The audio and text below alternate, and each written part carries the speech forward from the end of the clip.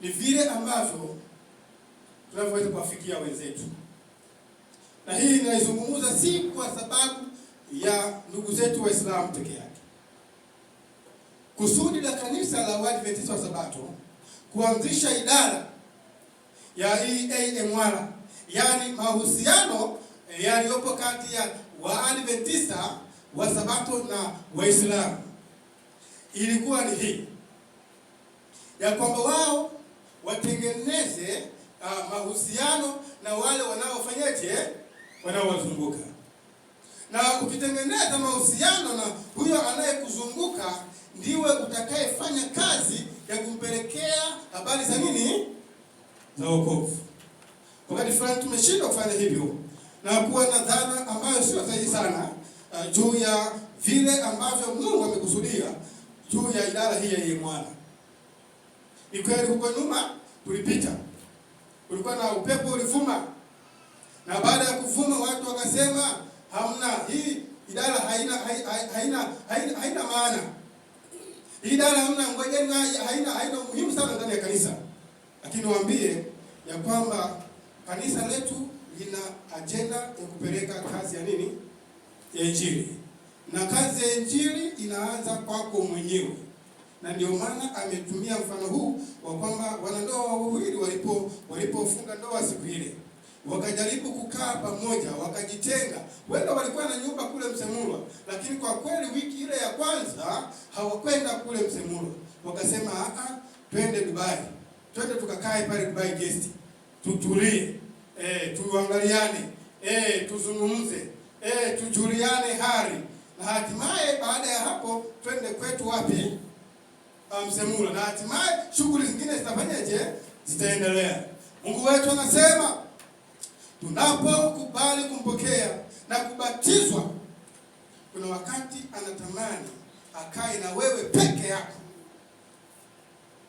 katika wasaa wa honeymoon. Haleluya. Na baada ya hapo wewe utoke naye. Ndio maana tunasema habari ya kuwa watendakazi.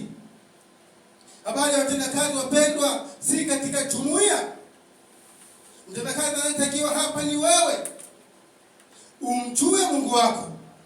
Baada ya kumjua Mungu wako, ushikamane naye na utembee naye katika kazi. Unapotoka nyumbani kwako, uwe na agenda ya utume.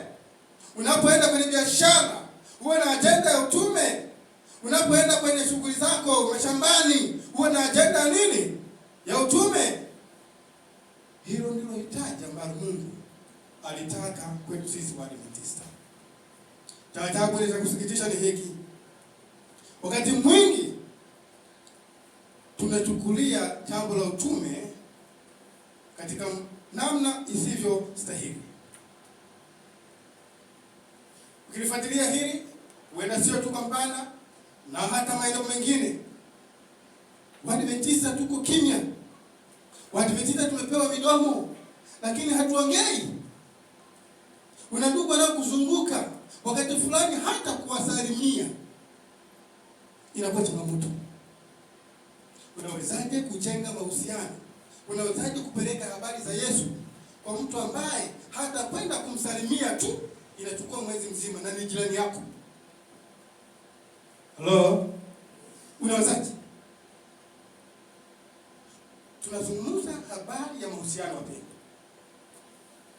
Tunazungumza habari ya namna gani nifanye nimfikie mlokole. Ninazungumza habari ya namna gani nifanye nimfikie yule jirani yangu, yule mpangaji wangu ambaye ni Muislamu. Nifanyeje nimfikie?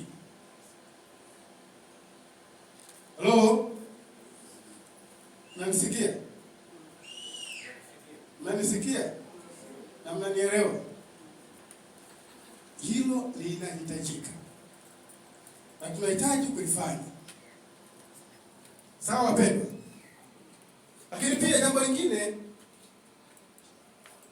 kile kitabu sura ya 10 fungu la 2 na 3 anasema, akawaambia mavuno ni mengi lakini watendakazi ni wachache.